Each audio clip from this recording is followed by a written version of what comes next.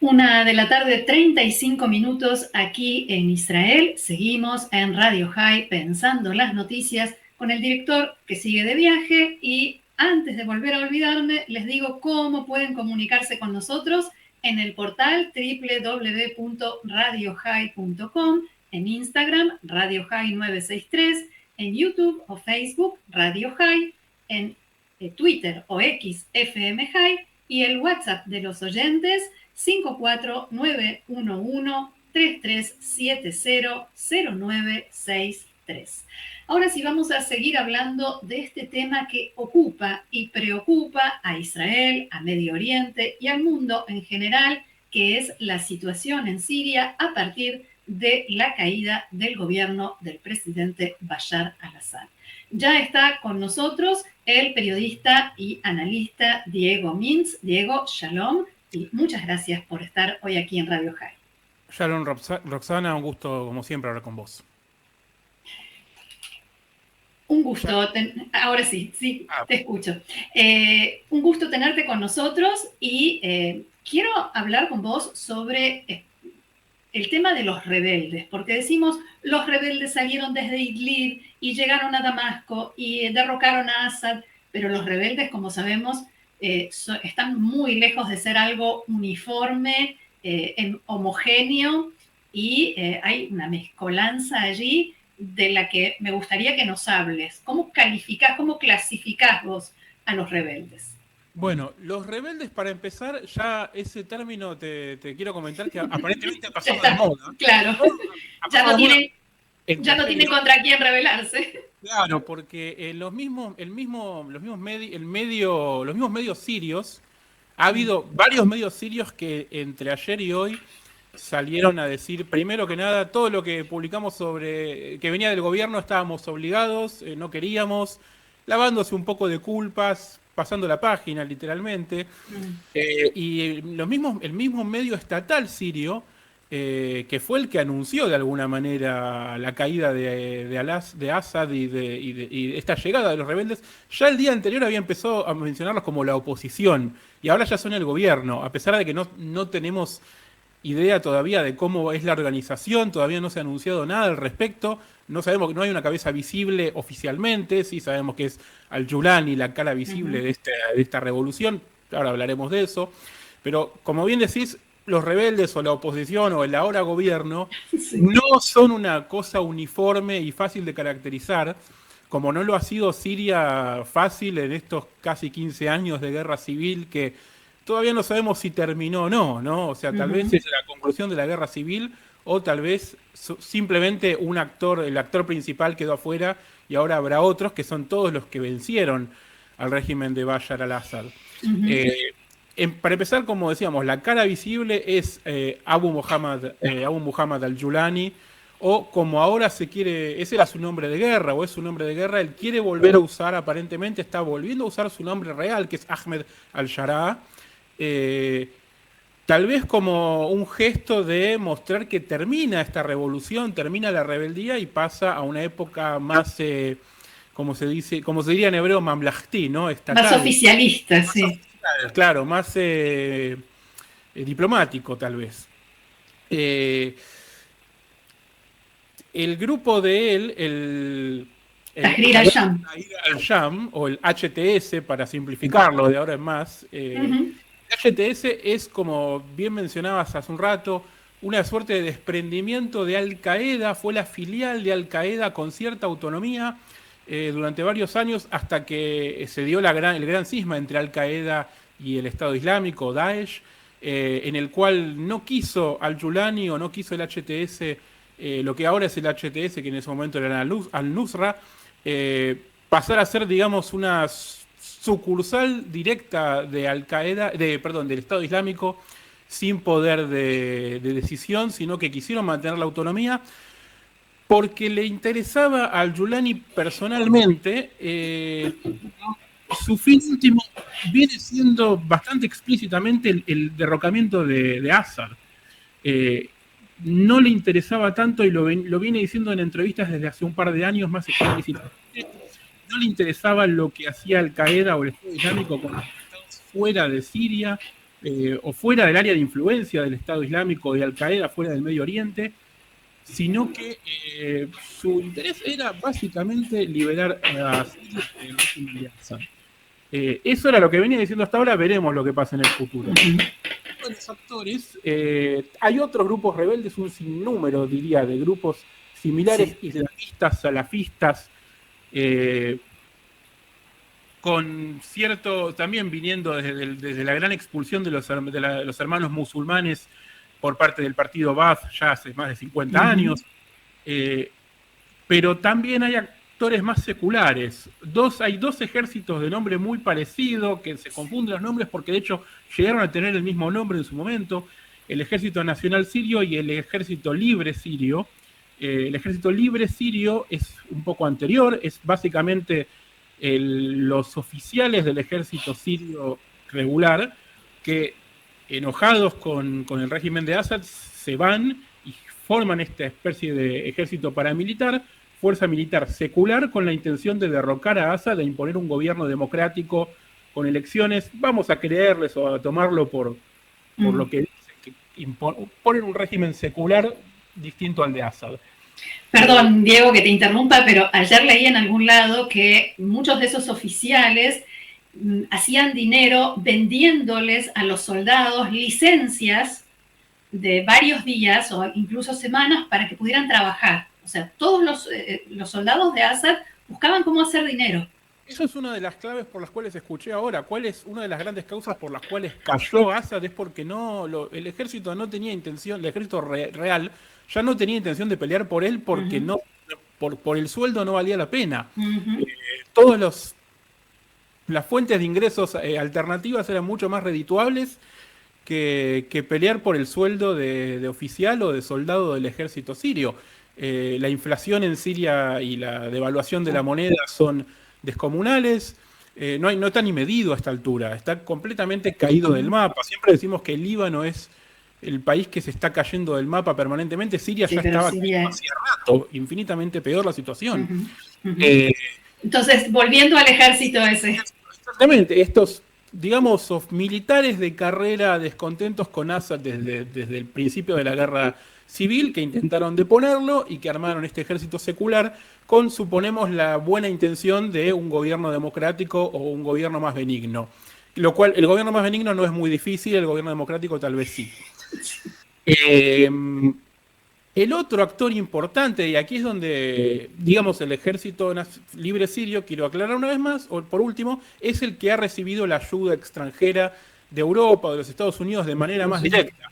Era junto con los kurdos, de alguna manera del otro lado, que también es un actor particular, también muy cercano a Occidente, desde hace muchos años. El Ejército Libre Sirio ha sido el actor más sencillo de armar y de apoyar para Occidente. Después tenemos un actor más, adicional, recién desde 2017 se sumó, que es lo que se llama el Ejército Nacional Sirio, que algunos medios llaman el Ejército Nacional Sirio controlado por Turquía, porque fue básicamente una especie de guerrilla mercenaria turca, que al principio estaba abocada a controlar la frontera entre Siria y Turquía de alguna manera, evitando los choques que tiene con el DPK, con el partido turco más kurdo, más beligerante que tiene Turquía, y que no se cuele alguna otra fuerza tampoco, esto tal vez es problemático, pero a medida que pasaron los años y que se vio viendo, y que Turquía vio que podía ejercer una influencia distinta en la región, lo fue empujando esta fuerza, íntegramente financiada y entrenada por Turquía, a sumarse a esta causa común de todas las fuerzas rebeldes, islamistas, seculares, toda la mezcolanza regular, que habían sido paramilitares exclusivamente, kurdos, a deponer a Assad. Esto es de alguna manera este combo que llegaron a Damasco así ayer. Hoy no sabemos bien cómo hoy la cara visible de todo es al-Julani o Ahmed al-Sharaa, si vamos a decirle así desde ahora, quien ha tenido muchos gestos de aparente moderación desde que venía de Al Qaeda o el inicio del Estado Islámico, pero bueno, veremos cuál es su ambición real. Sí, en realidad declaró la victoria de todos los sirios. También emitió en Telegram un comunicado que dice que pedía a los combatientes, a sus combatientes, que no entren en las sedes de las instituciones públicas, que van a permanecer bajo supervisión del ex primer ministro, ahora ex primer ministro, Mohamed Razi al-Jalali, hasta que sean entregados oficialmente. Eso más, como decía yo antes, la entrevista en CNN, pero esto no es nuevo, porque incluso cuando él estaba en Idlib, permitió que se celebrara una misa en una iglesia, algo que era impensable, por ejemplo, con ISIS o con Al Qaeda originalmente. Trata de mostrarse como alguien, como bien decís, más moderado, más abierto. Sí, eso lo viene haciendo desde hace varios años, desde que fue la decisión con ISIS, que por supuesto, ISIS, si hay algo que es lo menos moderado de todo, es ISIS, creo que es claramente el factor, por lo menos de los que estamos hablando en la región, ¿no? Pero en Siria.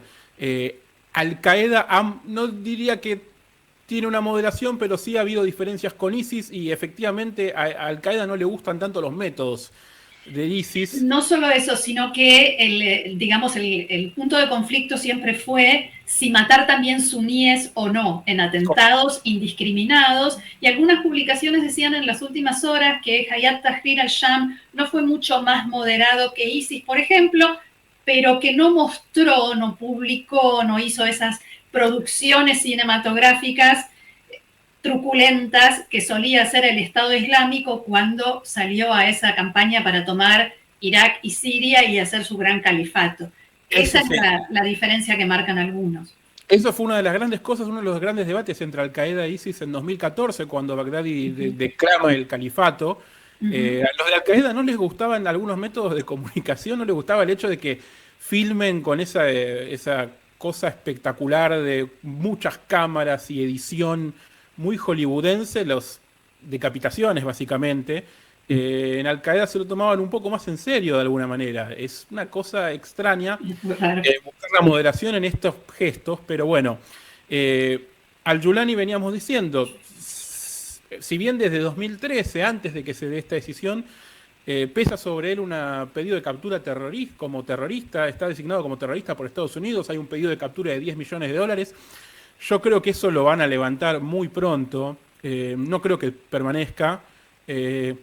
Sobre todo, bueno, va a ser una decisión más de Trump, probablemente Biden no creo que tome ninguna decisión al respecto. Ahora hablamos otro de los factores, ¿no?, de los cuales el timing ha sido impecable para al-Yulani, para los rebeldes, es Rusia, lo mencionabas hace un rato, Rusia preocupado por Ucrania,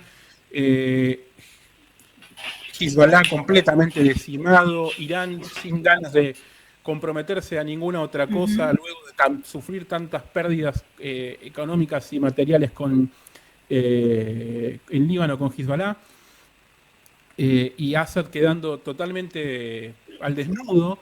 Y además de todo esto, el pato rengo de Biden en Estados Unidos y Trump que todavía no muestra las cartas y que no sabemos, y que nunca tuvo demasiado interés en participar en Siria. Recordemos que en su momento quitó mucho apoyo y tropas y dejó bastante descuidados a los kurdos en el noreste del país. Diego, si me permitiste, te doy una información que acaba de darse a conocer y que es que Jake Sullivan, el asesor de seguridad nacional de Biden, va a llegar a la región el jueves, justamente para tratar este tema. Parece que te estaba escuchando. Ah, bueno, excelente. Le agradecemos. Veremos. Todavía falta yo creo que falta algún tipo de pronunciamiento, si bien las palabras de Yulani hasta ahora han sido moderadas, y él trata de tener un mensaje interno, ¿no? Trata de hablarle al pueblo sirio, trata de aparentemente buscar una unidad. Veremos en las próximas horas, próximos días, cómo se compone. Decir que han mantenido cierta continuidad institucional en Siria, buscando que no colapse toda la infraestructura civil de un minuto a otro. Por último, Diego, me gustaría saber tu opinión sobre, más allá de lo que decíamos recién, del descontento de los soldados del ejército oficial, digamos, del régimen o del ex régimen de Bashar al-Assad, ¿por qué les fue tan fácil y tan rápido poder llegar desde Idlib hasta Damasco sin casi ninguna oposición y afortunadamente sin derramamiento de sangre? Fue algo muy parecido, creo, a lo que pasó, en cierto modo, en Afganistán en 2021, cuando los talibán comenzaron a reocupar posiciones hasta llegar a Kabul prácticamente sin oposición, en donde el entonces presidente de Afganistán ya se había ido fuera del país, entraron a Kabul sin oposición, tomando de a una las ciudades, y aquí fue algo parecido. Rusia, las fuerzas rusas no estaban. Las fuerzas de Hezbollah, que aparentemente eran el 90% de la seguridad de Assad en el oeste del país, desde Idlib hasta Damasco y Alepo, era Hezbollah. Y Hezbollah tampoco estaba, digamos, no ofrecieron resistencia. Están tan preocupados. Primero que, bueno, sabemos, Hezbollah no tiene cadena de mando en este momento. El líder se cree, ni siquiera está confirmado, se cree que está en Teherán. Hay apenas algunas células o algunas brigadas operando en Líbano, tratando de reubicarse, tratando de reagruparse, tratando de reabastecer Líbano desde Siria. Pero cuando vieron que venía este nuevo actor, dijeron, no, bueno, esto ya es demasiado, ¿y por qué tenemos que hacernos cargo encima de Assad que es hacernos cargo de Assad en nombre de Irán cuando Irán no se está haciendo cargo de nosotros? Me parece que había un cisma aquí, el hecho de que creíamos que Irán creó este anillo de fuego alrededor de Israel, con Líbano, con Siria, con Hamas, abandonó a Hamas, abandonó a Hezbollah en Siria, abandona ahora a Assad a Hezbollah en Líbano, perdón, y a Assad en Siria. Sí, es muy difícil no hacerse... pero de alguna manera, aparentemente hemos sobreestimado a Irán o a la voluntad que tenía Irán de defender estas posiciones, porque pudo crear las posiciones, pero no pudo mantenerlas. Cuando tuvo que hacerlo, no las pudo mantener. Yo creo que viene por ese lado también, que Hezbollah ha decidido, no digo como agrupación, pero sus soldados en el terreno decidieron no seguir estas órdenes, que tampoco sé si recibieron a esta altura. Claro. Vieron venir a los rebeldes y lo dejaron pasar, así de sencillo. Por último y cortito, no te pido que hagas un pronóstico ni que adivines qué va a pasar, pero ¿crees que de acá a un tiempo vamos a estar diciendo el señor presidente Mr. Ahmad Sharaa o al-Julani, o que Siria va hacia otro lado? Va a ser una decisión de él, me parece, porque es el que en este momento tiene la pelota, en el que en este momento está parado en una especie de podio improvisado mientras se acomodan las instituciones. Aparentemente es el deseo de Turquía, que es el actor nuevo que está, no tan nuevo, ¿no? Pero el actor que estaba corrido, pero fuerte. Digamos, vuelve a tomar posiciones. Es un poco una historia vieja, es una batalla entre persas y otomanos, algo que en la historia sucedió durante prácticamente 1000 años o más. Volvemos a tenerlo, y poco menos de 1000 años los otomanos, pero bueno, 500 años. Y volvemos a tener esta batalla, y veremos si los próximos días son tranquilos. Yo creo que Occidente va a aceptarlo, porque cualquier cosa era mejor que Assad, y cualquier cosa parece ser mejor que Irán, y si no hay un derramamiento de sangre entre ellos por el poder que se tienen que repartir en Siria, y si los kurdos están de acuerdo, si las minorías cristianas están de acuerdo, si los drusos están de acuerdo, es probable que tenga consenso como para seguir y ser un presidente de alguna manera validado y con legitimidad. O quizás los y sí sean demasiado. Son demasiado seguros, vamos a ver si los logra completar. Muy bien, Diego Mintz, periodista, analista, muchísimas gracias por haber compartido todo esto con nosotros y será hasta la próxima. Hasta la próxima. Shalom.